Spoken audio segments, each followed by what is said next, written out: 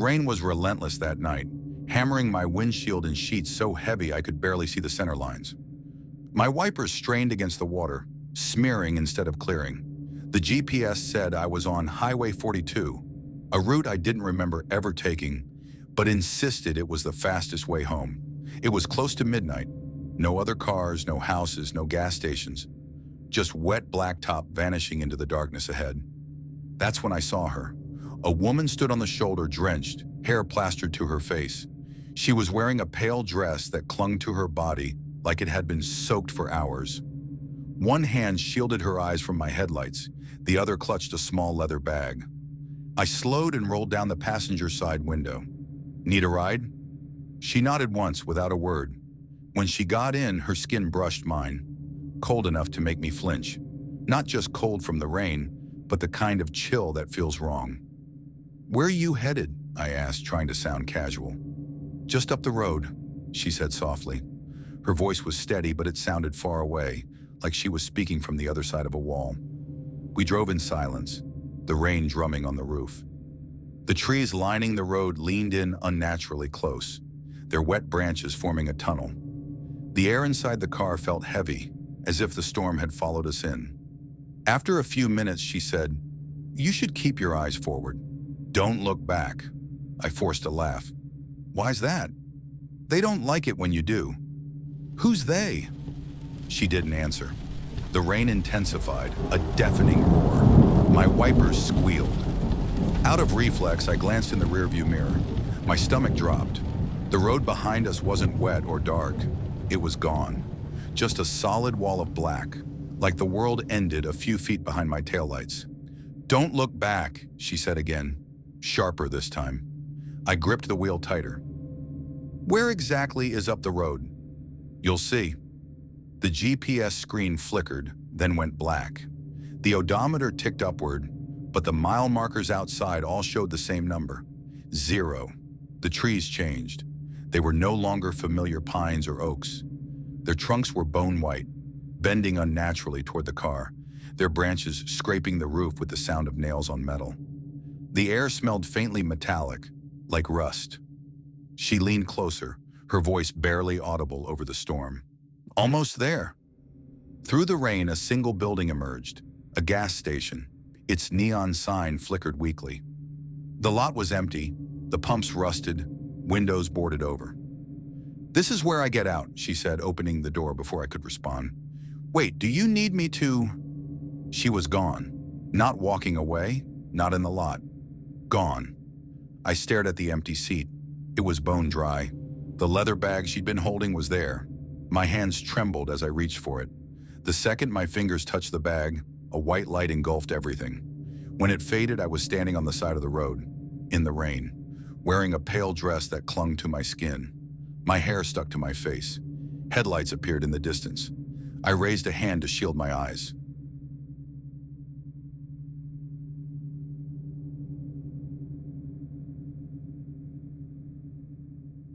When I bought the old farmhouse, I knew it would need work.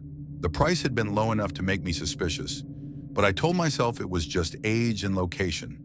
The place had been empty for over a decade, and I was determined to bring it back to life. By the second week, I'd already pulled up carpets, stripped wallpaper, and found a few strange things. Children's toys under floorboards, old photos in the attic. But the oddest thing happened in the upstairs hallway. I was removing a wall to expand the master bedroom when my crowbar hit something solid. At first, I thought it was a support beam, but after clearing more plaster, I saw the outline of a door. It wasn't on the floor plan. The frame was painted the same off-white as the rest of the wall, like someone had tried to hide it. My heart thudded as I scraped away the last of the plaster. The doorknob was old brass, cold to the touch. It was locked. I almost left it alone, but curiosity got the better of me. After rummaging through the basement, I found a skeleton key in a rusted tin box. To my surprise, it fit. The door opened onto a small, dusty room, no bigger than a walk-in closet. The air was stale and cold, like it hadn't been disturbed in years. The walls were bare wood except for one side. Pinned there in neat rows were sheets of paper, drawings, my drawings. I recognized them instantly. Crooked houses, stick figures, clumsy sketches of my childhood dog. I hadn't seen these in decades, not since I was 8 years old, and I'd never lived here before. I stepped inside, staring at them. Every single picture had my name printed in the corner in my childish handwriting.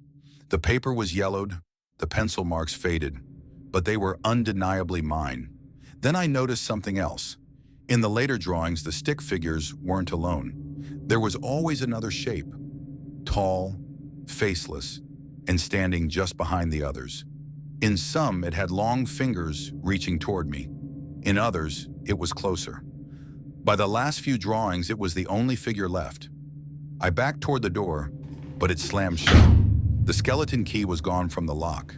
The air in the room felt heavier. A floorboard creaked behind me. When I turned, there was something, in the corner. Tall, faceless, exactly like the figure in my drawings. It stepped forward and I realized its long fingers were holding something, a piece of paper. It pinned it to the wall beside the others. I didn't need to look closely to know what it was. It was me, a perfect, detailed sketch. Standing in the middle of this room, eyes wide, mouth open. The paper's edges were already yellowing. I lunged for the door, pounding and screaming, but no sound seemed to leave my throat. My fists made no noise against the wood. Then, in an instant, I was outside the room, standing in the hallway, staring at a perfectly smooth wall. No door, no frame. My hands were clean. My tools were gone. But when I looked down, my fingernails were filled with dust. And in my pocket was a yellowed piece of paper, a drawing of the hallway, with me standing in it.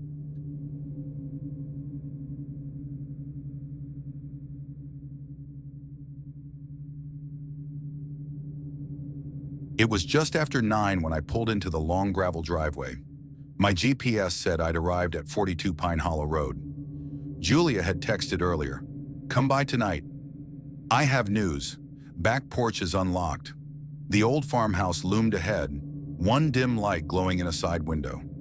The air felt heavier than it should, like the clouds were pressing down. I stepped onto the porch, my phone buzzing with a low battery warning, 5%. The back door opened without resistance. Inside, it smelled of dust and faint wood smoke. The floorboards groaned under my feet. Somewhere deeper in the house, I heard faint music, slow and warped, like a waltz on a scratched record. "Julia?" I called. No answer. I followed the sound down a narrow hallway, peeling wallpaper brushing my arm. My phone buzzed again. Another text from Julia. "Running late. Don't go inside yet." My breath caught. I froze, listening. From the far end of the hallway, a tall man stepped into view. He wore a gray suit, his smile polite, but wrong. "You're early," he said, voice low and steady. "I think I have the wrong house," I told him, stepping back. His head tilted slightly. "No, you're exactly where you're supposed to be." My phone died in my hand. The music kept playing. "I'm here for Julia," I said. "She's upstairs," he replied. "She's been waiting for you." Against all sense, I climbed the stairs. My heartbeat roared in my ears. At the top, a bedroom door was cracked open. I pushed it gently, and my stomach dropped. Julia lay on the bed, pale, lips tinged blue. "Julia!" I rushed to her, shaking her shoulder. Her skin was ice cold.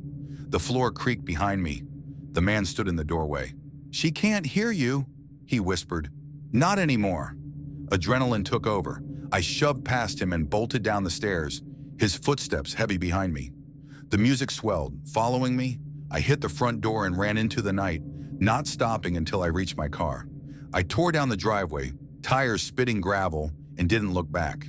At the police station, I was shaking so hard I could barely explain. 2 officers followed me back to the house.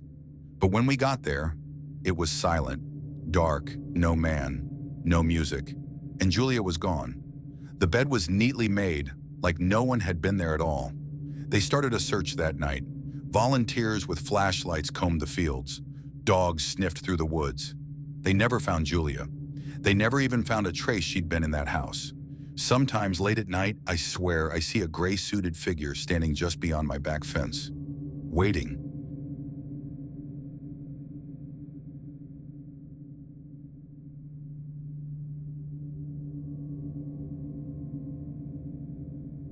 Mark and I had been talking about hiking the Ridge Trail for years. It wasn't long, just 6 miles up to an old fire tower, but it was remote, the kind of place where your phone signal vanishes after the first bend. We set out early that Saturday. The air was cool, the woods damp from the rain the night before. The trail was empty except for us, winding uphill under a canopy of dark green. Mark was ahead, joking about how we'd probably have the whole place to ourselves. About halfway up, I noticed it, that feeling, like the forest had gone quieter. No wind in the branches, no birdsong. Even our footsteps sounded muted, swallowed by the trees. We stopped for a quick break near a fallen log. And that's when I saw it. Through the trees, maybe 50 feet away, something moved. I caught a glimpse of, I don't even know how to describe it, a shape, pale and tall, gliding between the trunks. No sound, no footsteps. "Mark, did you see that?" I whispered. He frowned, scanning the woods. "See what?" I told him, but he laughed it off. "Probably a deer," he said, "but deer don't move like that." We kept going, though my eyes kept darting to the tree line. Every now and then I thought I saw that shape again, always just far enough away to doubt myself. When we reached the fire tower, the view should have been breathtaking. Miles of rolling forest, sky streaked with gray clouds. But my stomach was in knots, Mark noticed. "Still thinking about whatever you saw?" he asked.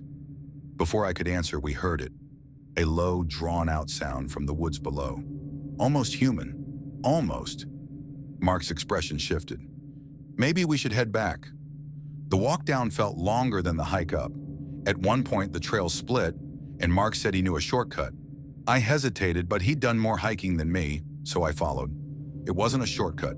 The path narrowed, the trees pressed closer. The air felt heavier. My ears popped like we'd changed altitude. Then, the smell, metallic, like rust or blood. Mark stopped suddenly. "Do you hear that?" I listened. Behind us, faint but getting closer, came the crunch of leaves. Slow, deliberate.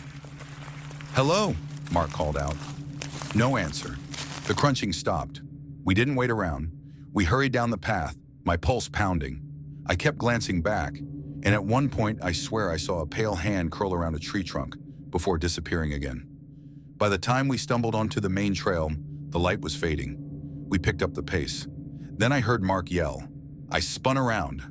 He wasn't there. I shouted his name, ran back a few steps, but the trail was empty. Just the trees, dark and silent. Panic set in. I called and called, but nothing answered.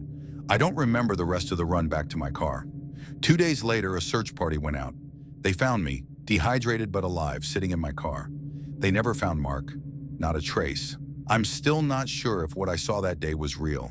I'm still confused, but one thing I do know for sure is that I will never go hiking Ridge Trail ever again.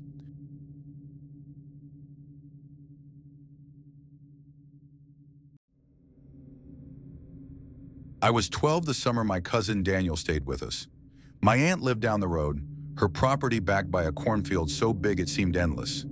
The stalks grew higher than our heads, a wall of green that swayed in the wind. She warned us never to go in after dark. "You'll get lost and won't find your way out until morning," she'd say. We laughed. It was just corn. One night after dinner, Daniel dared me to explore it. The sun was gone, leaving a faint orange glow. We grabbed 2 flashlights and slipped outside. The rose swallowed us instantly. The dirt path was narrow, forcing us single file. My beam caught flashes of corn silk and bugs darting away. At first we whispered and laughed, but after 10 minutes the house lights were gone. There was no moon, no stars, only our weak lights and blackness pressing in. Then we heard it. Something moved in the rose to our left. At first it was faint, like leaves brushing in the wind. But the sound matched our steps. When we stopped, it stopped. Daniel whispered, "You hear that?" I nodded. Probably a deer. But deer don't move in sync. We kept walking.